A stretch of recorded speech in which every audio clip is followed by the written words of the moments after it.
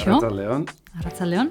Apoan lan egitetik, apoa hitz egitera gonbidatu zaitugu gaurkoan. Zuzera abokatua, hirigintzan espezializatua, eta orain Hondarribiko udalean zaudelanean aholkulari gisa, ez? Bai, 2023ko uztailetik nago udaletxean, bai. Beraz, sartuko gara zuzenean ja, eta galdetuko dizut, zer den apo bat? Bueno, apo bada, siglak ala direzte dutelako, hiria antolatzeko plan orokorra. Hori disiplina bezala hirigintza plan hauek sortu zian 19. mendean, deno dakagu iraultza industriala goguan, imaginatu zazu Manchester bat, edo uste Eibartarra zehala, Eibar bat, nun tailerrak, etxebizitzak, denak hor, elkarbizitza kaotiko baten daude, eta elkarbizitza hortan ordena jarri nahian. Eta egila da hirigintza, orain dela gutxira arte, 20. mendera arte, zentratu dela, etxebizitzak produzitu, lantokiak produzitu, eta hori dena errepidesare, autoarekin erabiltzeko errepidesare batez lotzea, gaur egun hirigintzak kontutan izan behar du jasangarritasuna, ingurumena, generoa, zaintza, mugikortasuna, hizkuntza, hainbat faktore izan behar ditu, orduan, nahiko lan konplexua da, bai. Eta zer jasotzen dute? Esplikatu pixka bat. Apoak jasotzen ditu gauza abstraktuenetik, gauza konkretuenetara, eta apoak esaten du zer eraiki daiteken, ze erabileratara bideratu daiteken eraikita dagon hori. Orduan, arautzen du udalerri guztia, espazialki eta denboran ere arautzen du. Orduan, horrek gero norbanakoan esferan ikaragarrizko eragina dauka. Adibidez, nik nire blokean VT bat jarri nahi baldin badiate, hori posible da, ala ez da posible. Edo adibidez, Hondarribian oso ohikoa dan bezala, alde zarrean bizi baldin naiz, ondare babesa daukan etxe bizitza baten, ze erreforma klase egin dezaket. Edo jarduera bat nahi dut martxan jarri, ze eskakizun izango ditu jarduera horrek, eta nun kokatu daiteke jarduera horrek. Orduan, ikaragarrizko garrantzia dauka biztanlerian egunerokotasunean. Eta denboran esan duzu, bai. Denboran zenbateko balioa du, adibidez orain onartzen baldin bada apoa, zenbateko balioa du denboran? Berez legez, plangintzak 8 urteko indarraldia dauka, baina adibidez gaur egun Hondarribian dauzkagun arau subsidiariak 96koak dira. Orduan, imaginatu zazute, garai hortan, 20. mendean amaieran, esan ditugun variable guzti hauek, ingurumena, uholde arriskua, generoa, hizkuntza ez zian esertarako kontutan hartzen.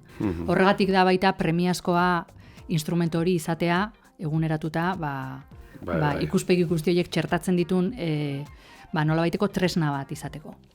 Berez, 8 urteko balioa du, baina ikusten dugu gauzak askar aldatzen dijo astela. Berez gero egin daitezke eraldaketak apoari edo... Bai, aldaketa puntualak egin daitezke, baino konplexutasunaren ideia hor dago eta zailtasunak tramitazioan hor daude. Baino hor gauza bat nabarmena da. Errealitatea askoz aldakorragoa da, plangintza baino, adibide bat jartzegatik 2010an onartu zen Donostiako plana eta etxebizitza turistikoari buruzko aipamen bat bera ere etzegon. Eta begiratu 15 urtetan zenbat aldatu dian gauzak eta horrek zelako eragina daukan herritarren bizitzan. Bai, herritarrei buruz hitz egiterakoan ez, zertan afektatzen dio apoak herritarrari?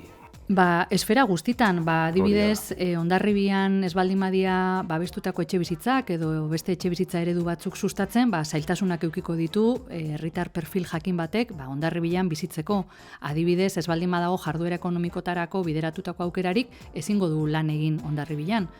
Mugikortasun arazoak ez baldin badaude planean txertatuta, nekeza izango zaio hiritikan mugitzea, edo hiritikat mugitzea, orduan, konturatu gabe, igual zuk paso egin dezakezu apoaz, baina apoak ez du zutaz paso egingo. Bai, irisgarritasuna, gero kolektibo zaurgarrienei aipamena ere egingo zaiez, medioak jarri hauendako... Nik uste, eta hau iritzi pertsonal bada, ez da, baina 20. mendera arte, nagusiki hirigintza egiten zuten, gizonezko, hetero, zuri, inolako desgaitasunik gabeak, eta inolako zaintza ardurarik ez zeukatenak, ez da? Orduan, bere ikuspegia da, ibilgailu pribatuz mugitzen dan pertsona erabat kapaz batena. Bai.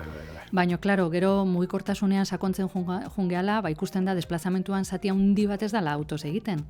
Edo gizonezkoan mugimenduak erabat pendularrak dirala etxetik lanera, eta emakumezkoak edo zaintzardurak dituzten pertsonenak, etxetik ambulategitik eskolara, enkargu batzuk eta horrek ere, integratu hori guztia jaso beharko luke baita plangintzak. Orduan, begirada aldaketa badago, batzuk badaukate iraganarekiko nostalgia bat gauzak erresagoak iruditzen zitzaizkielako, niretzako orain askoz konplexuagoa dira, baina konplexutasun horrek benetan pena merezi du, hiri batek denontzako eskaini behar duelako zerbait. Bai, argi dago.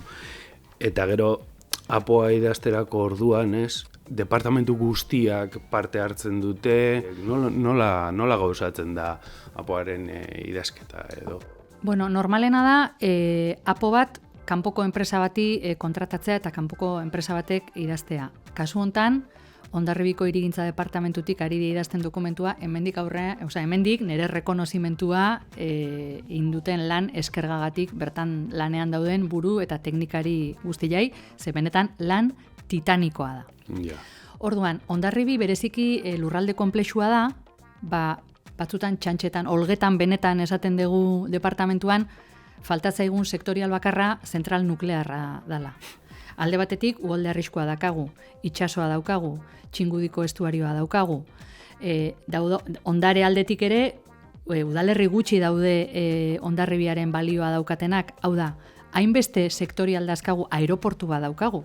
Hori oso gauza aparta da, eta guzti horrek egiten duna da, arautegi sektorial horrek ja baldintzatzen gaitu. Hau da, udalak ez dauka askatasuna, nahi duena erabakitzeko. Egin nahiko balu 5 solairuko pixu bat ezingo luke egin, aeroportua dagoelako, edo dena da. Orduan horrek ere baldintzatzen du apoa egiterako orduan. Hori da, orduan, nolabaiteko legedi guzti hori dago, sektorekako araudi guzti horiek daude, Hondarribian kasuan esateizuet txantxa bezala diogula, defensa nazionala ere badaukagu, muga garelako, eta eske dena daukagu. Yeah. Orduan horrek definitzen du joku zelai bat, eta normatiba guzti horiek usten duten esparru hortan, ja hartu daitezke, udalak hartu ditzake bere erabakiak, hor bai diskrezionaltasuna egon daitekela. Zer esan nahi duzu diskrezionaltasunarekin? Bueno, arautegi guzti horrek esango dizu, Hondarribiak izan dezake gehienez, datorren belaunaldian, hainbeste etxe bizitza. Edo lurraldezko antolamentuko tresnek esan diezazukete. Begira, Hondarribian lurralde konkretu hauek babestu behar dituzu landa garapenerako. Edo bideratu behar dituzu jarduera ekonomikotarako.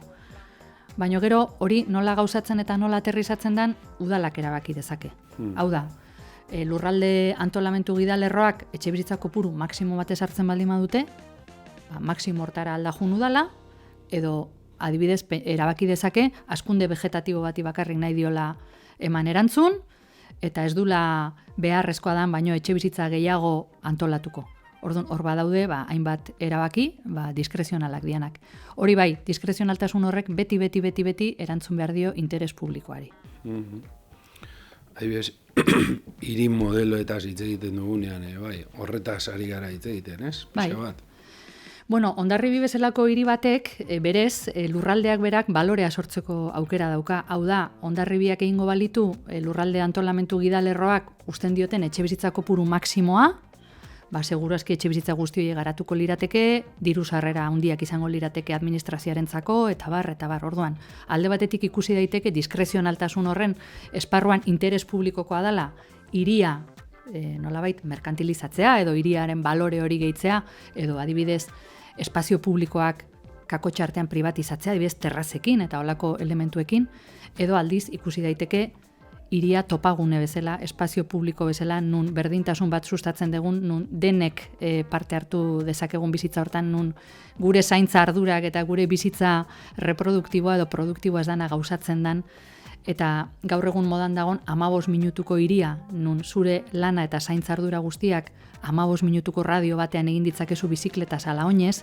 hori sustatu Hondarribiak horretarako albideratzen du. Orduan, diskrezionaltasun horren barruan, legezkoa da erabaki bat eta legezkoa da bestea, baina noski ez dira berdin. Eta hiri modeloak eta erabaki politikoek badute margena apoan. Bueno, ni gomendatu nahi dut David Simonsen serie badago, uste dagola ikusgarri, bai Amazonen eta Movistarren, izena du Show Me a Hero, eta hitz egiten du Yonkers, Nueva Yorkeko herri batetaz, nun, bueno, zuri dirudunen auzo bada, eta erabakitzen da etxebizitza publikoak egin berdiala batez ere pertsona arrazializatuentzako, eta montatzen da kriston eskandaloa. Eta partido politiko batek aurkezten du bere hautagaitza esanez proiektuaren kontra egingo dula. Eta irabazten ditu hauteskundeak, baina sententzi batek behartzen du hori betetzea, ezta? Orduan, askotan, agintian da onari tokatzen zaio, gustokoak ez ditun erabakiak kudeatu behar izatea. Zentzu hortan nik usten dut 2023ko maiatzian onartu zen plan horrek, seguru aski, ez du erantzuten udal gobernu taldiak izango lituzken premisa guztieri bere osotasunean, baino tokatu zaio udal gobernu taldiei hausnarketa bat egitea. Hasiko deu prozesu guztia zerotik, kontziente izan da horrek atzeratuko dula dena 3, 4, 5 urte, edo daukaguna saiatuko gea moldatzen eta eraldatzen gure marra gorriei erantzun alizateko. Eta baloratu da, esan dugu oso tresna importantea dela egunerokotasunean, tresna hori izatea oso garrantzitsua dela, eta orduan, egiturazkoak dian erabakietan ezin izan da aldaketarik sartu, adibidez etxebizitza kopurua edo jarduera ekonomikotara bideratuta dauden esparruen definizioa eta ezin da aldatu, ze hori egiturazkoa da, eta horrek suposatuko luke atzera egitea. Baino, maila xeatuan eta ejekuzioko mailan nire ustez aldaketa oso importanteak sartu dira. Adibidez? Bai, adibidez, 2023ko maiatzean onartu zen planak, etxebizitza pribatuak jartze zitun gauzatzetik oso gertu, sustatzaile pribatuek udalari dirua ordaindu behar zioten, eta diru horrekin udalak erosi behar zitun lurrak. Gero plan partzial bate tramitatu behartzun, eta gero azkenean sortuko zian etxebizitza publikoak. Orain zer egin dugu? Oro har, area eta sektore bakoitzak bere etxebizitza pribatu estandarra bete beharko du. Hau da, etxebizitza pribatuak eta publikoak beti jungo dira oreka batean. Eta gauzatzeko garaian, behartuko ditugu promotore pribatuak, lehen erabilera baimena ematen baldin mazaio etxebizitza libreari, babestu kopuru bati baita. Horrek bermatuko du denak gauzatuko diala maila berdinean. Denbora berean. Hori da. Ze hor Jane Jacobs da niretzako hirigintzan jainkosa, 70. hamarkadan kazetari New Yorker bat, eta berak salbatu zituen Nolita eta Nueva Yorkeko sojoa eta espekulazio inmobiliariotik. Eta arek esatezun, hirigintza oso tematia dela, empirikoki porrot egin duen hori errepikatzen, eta arrakasta suposatzen duna ez saiatzen. Ordan ikusten baldin badugu 96ko arauak mentalidade berdina zeukaten. Transferentziak pribatuak egin daitezela eta pribatuen diruarekin publikoak egingo dira. Ze gertatu da? Publikoak zeuden eremu konplikatutan, orain batzuk uholde arriskua dela eta ezin dira eraiki, edo adibidez Mendelun dago tanke de tormentas dagoen tokian berez dago VPO partzela bat, edo Presa eta Damarrin geoteknia oso kaskarra da, eta etxebizitza horiek ez dira gauzatu. Orduan, nik uste hartu dugun erabaki garrantzitsuenetako bada, akats hori ez dugu berriro errepikatuko. Orduan, zein den partido politikoa eta legeek ematen duten ikuspegi desberdinak bai baldintzatu dezake apoaren gauzatzean, ez? Bai, ze norbaitek pentsatu dezake, funtsean ez dala ezer aldatu. Hori da. Baina asko aldatu da. Bueno, orain arteko Hondarribiko hiri eredua nola deskribatuko zenuke? Bueno, alde batetikan... Zu toki desberdinetan ibili zara lanean, ez? Eta gainera uste dut zarautzen bizi zarela. Bai, ni zaraustarra naiz gaina, eta gaina oso arronago zaraustarri izatiaz, bueno. Badauka... Bai, antzekotasun handia dakan, alde batetik, Hondarribila esan behar da, toki aparta dela, ze esan digun naturgune, itxaso, ondare, kultural hori, uztartzen ditun toki bat Gipuzkoan, ez dakit parekatzeri dago, baina zarautzek baditu olako antzekotasunak. Biztanleri kopurua, turismo eta zerbitzutan oso zentratuta dagoen herria da, VTak adibidez antolatu gabe ditun herri bada, eta hor, bazegon, 60, 70, hamarkadatan eredu bat oso arrakastatsua zarautzen eta Hondarribin ere, densidade bajuko etxe bizitzak, lau solairutakoak, urbanizazio pribatuakin, eta bar, ezta? Zarautzen esango nuke eredu hori superatu indala, azken 10 urtetan izan dugu hirigintzan aditua den alkate bat, eta oso proaktiboa izan da, eta 700 etxebizitza publiko jarri dira merkatuan, bai orokorrak, tasatuak, alokairuan, zuzkidura bizitokian, hau da, abaniko oso zabal baten. Eta horrek bi gauza erakutsi ditu, askotan bildurra dago, RGI kobratzen duen jendea, ea nere bizilaguna izango da, ez da inolako dramari gertatu, eta elkar bizitza oso naturala da. Zarautzen trenbideaz bestalde eginda 1000 etxebizitzako auzo bat, Salberdin, nun altuerak igo behar izan dian, hau da, densidadea altuagoa da, hirigintza jasangarriagoa da hori, eta ez da ezer gertatu. Nik hori aipatzen dut, Eibarrekin alderak eta ez dakiz, eta jasangarriagoa dela, eta barre egiten du jendea, baina... Ez, hala da, zerbitzu publikoak eskaintzeko garaian, densidade bajuko garapenek, zerbitzu publikoak emateko, garraio publiko antolatzeko, asko zailtasun handiagoak emate dituzte. Eta kale bibizi bat behar baldin badegu, Jane Jacobsek esaten zuen, poliziak eta kamarek ez dute segurtasuna bermatzen. Segurtasuna bermatzen du bizitza, egotea kaleak. Kale biziak nahi baldin baditugu, densidade altuak behar ditugu. Eta hori Zarautzen aldaketa hori eman da. Baina Zarautzek beste gauza bat ebidentziatu baldin badu, dagola diskurso bat, esaten duna merkatua autorregulatu egiten dela, eta etxebizitza asko merkaturatzen baldin badia prezioak bere egiten dula. Hori ez da horrela. Zarautzen merkaturatu dira 700 etxebizitza babestu azken 5 urtetan, eta etxebizitza librean prezioa erabat desbokatuta dago.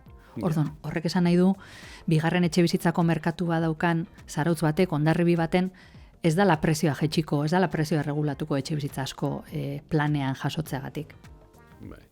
Eta hori ere Hondarribin zuk uste duzu antzera gertatuko litzatekeela, ez? Bai, eta hartu dugun erabaketako bat prezeski plan aldatzeko garaian hori izan da. 2023ko maiatzeko apoak sektore oso bat zeukan bideratuta, eta alaxe dago jasota 2023ko planean, maila sozioekonomiko altuko pertsonentzako bigarren eskuko etxebizitzak sortzera. Hori irauli egin dugu, adibidez.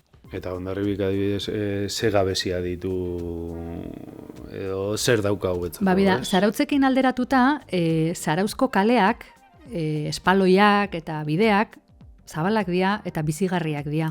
Zarauztarrak ohitura handia dakau, bizikletaz moitzeko gure kaleak hortarako ematen dutelako edo oinez moitzeko. Hondarribila zapaldu deten hortan eta kaleak zeharkatzen iruditzen zait kaleak ez diala bate amableak. Espaloiak toki askotan, akartegin, kanpinan oso justuak dira, eta askotan naiz eta distantziak oso motxak izan, eta bizikleta eta oinez ibiltzeko inolako arazori gabekoak izan, kaleak ez dira bate amableak. Errepide asko dago. Ez, eta hor ikusten da, lehen etxidala, urbanizazio pribatuak oso ondo daude, oso txukun, eta baino gero, espazio publikoa badago oso degradatua. Eta nik uste publiko horri eman behartzaiola duintasuna, eta kaleak benetan bizigarrio egoin. Eta, poliki-poliki, planean sartu dugun beste aldaketatako bada, auzo bihotzak identifikatu ditugu.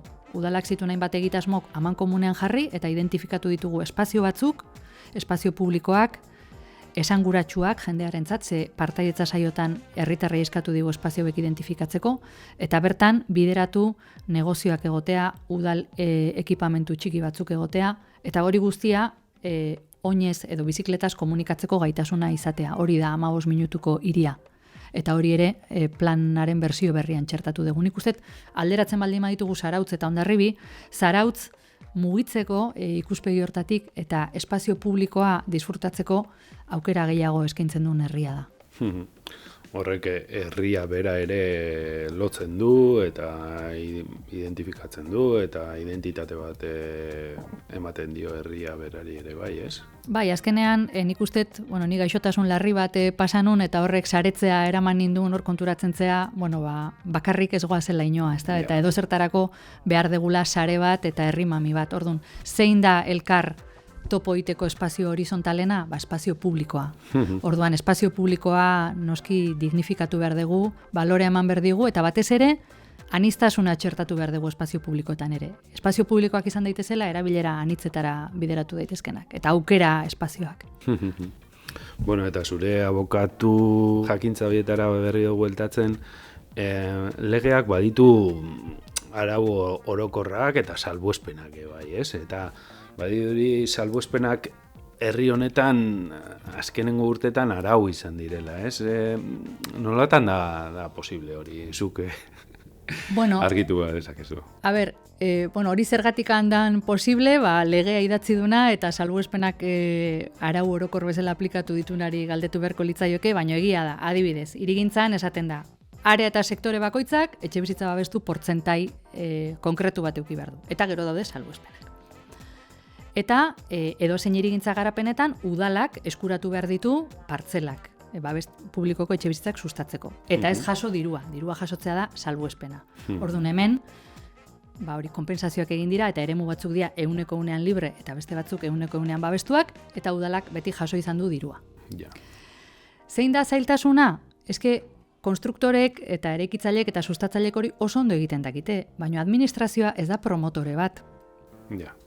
Orduan, guk ikuspegi hori iraulin dugu orain lantzen ari gehan dokumentuan. Administrazioa jasoko ditu partzelak eta jasoko ditu eraikinak.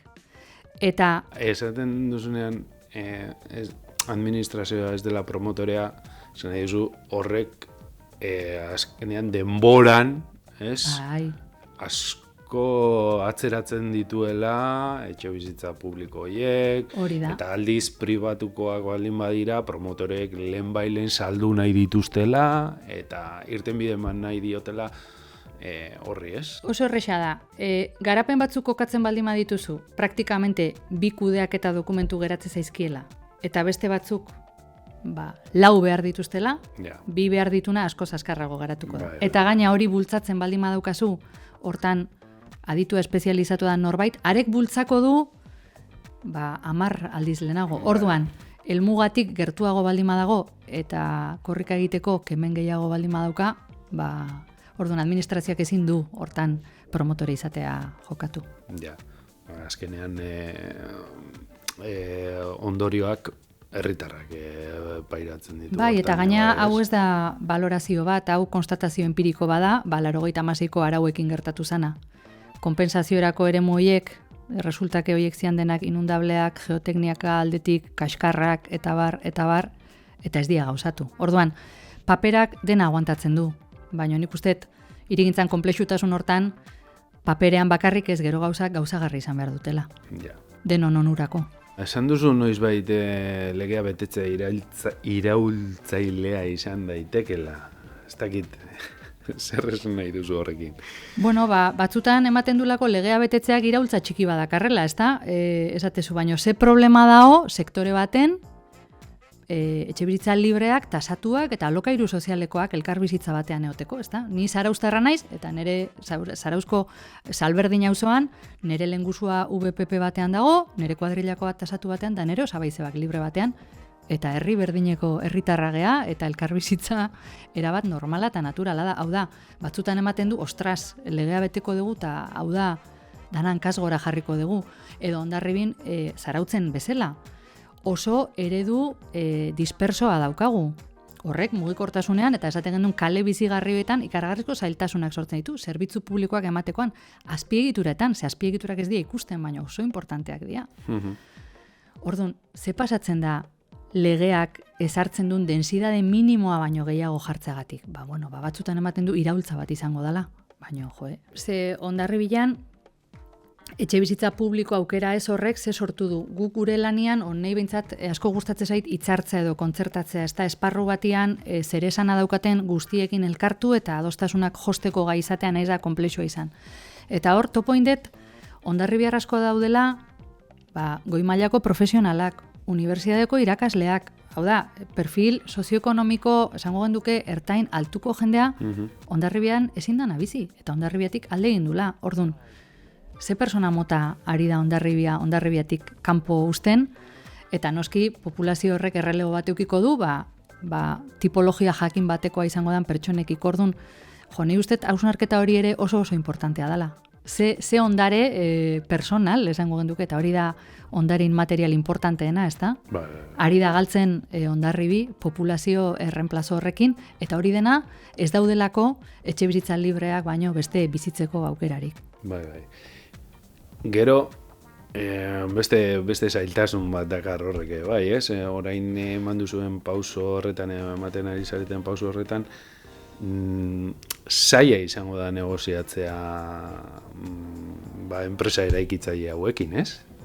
Bueno, nik izango nizuke guretzako oso erresa izan dela, gu gure lehentasunak argi genitulako. Eta zan, batez ere, etxebizitza publikoa promotorea gaidian abiaduran merkaturatzea, eta hortako bilatu behar dugu aliantza bat, ezin dugu promotorea etxai bezala ikusi, nik uste beraientzako askoz gogorragoa izan dela, ze 2017ko apoak edo 2023ko maiatzean onartu zanak ikaragarrizko errentagarritasuna ematen zielako.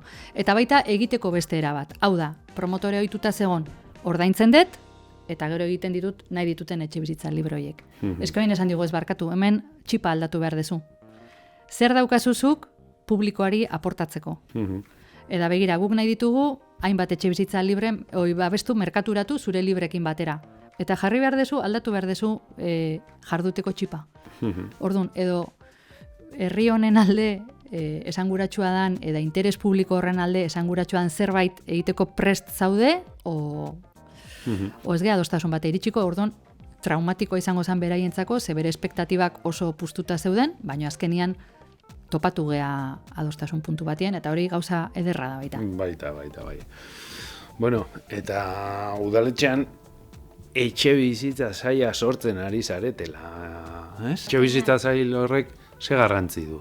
Bere biziko garrantzia, eta azkenian etxebizitza sail hortan, bai apotik eratortzen dian etxebizitza berri hoiek, bai hortik sortzen dian partzelak gaude, hausnarketa eta ikerketa prozesu oso interesgarri baten, beste herri batzutan indian proiektu oso interesgarriak ikusten, etxebizitza kooperatibak, adin arteko etxebizitza komunitarioak, badibezu Zurbilgo txirikorda bat, edo Tolosan ere egin dian beste bizitegi eredu batzuk, eta nik uste hori erabat esportablea dela Hondarribira, eta pixkat superatu behar degula, eraikin baten jabe izatearen lotura hori, eta badaudela bizitzeko beste era batzuk, zure bizi proiektu duin bat bermatuko dizutena, eta ez dianak beharrean ez zaituztela obligatzen banku batekin eskontzera igual 45 urte eta estututa bizitzera. Aldatzen di joan einean, bizitzeko erak eta bizitzeko erak aldatzen di joazte, ez? Bueno, bukatzen joateko, apoa zein momentutan dago orain? Bueno, apoa... Zei bilbide gelditzen zaio? Apoak hasierako onespen bat izan zun, eta hartu gendun erabakia zan, ez gendula atzea ingo, ordun pasadegu urte terdi, esan ditugun aldaketa hauek lantzen, eta aldaketa sakonak eta konplexuak dira, ordun horrek lan pixkatera mandigu, baina ja badaukagu zein izango dan apo berriaren argazkia, eta oantxe gaude, xehetasunak lantzen, behin-behineko dokumentua prestatu eta aurrikusten dugu behin betiko apo bat izango degula 2026-rako.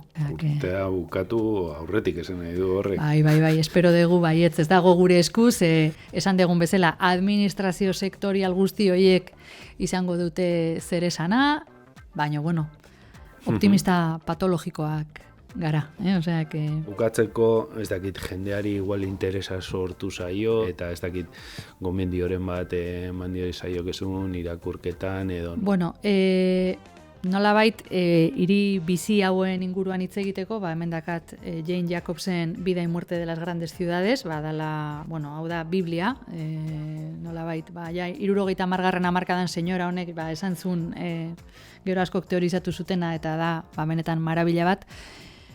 Eta gero, plano igual, divulgatiboago baten, Jorge Dioni izeneko autore bat gustatzen zait asko, La España de las piscinas eta El malestar de las ciudades izeneko bi liburu ditu, nun ikusten dan, hirigintza eredu konkretu batzuk, pertsonen osasunean, estres mailan eta bizi kalitatean asko inpaktatzen dutela, eta hori asko gustatzen zait. Eta gero dago, hola, boomerrak ez dian antzako edo millennial antzako Instagramer bat dago preferiria periferia izena du Eric Harley izeneko arkitekto bada, eta oso bideo divulgatibo baino eraberian umoretsu eta gustagarriak ditu, eta por mis webismo izeneko liburua dauka baita, oso irakurketa oso arina eta erresa gaiari gerturatzeko. Osea, hor nere gomendioak. Mila esker, Olatz, etortzeagatik. Espero dugu, igual apoa aprobatzen denean, berriro zu izatea hemen, eta mila esker. Bueno, zuei, eskerrik asko.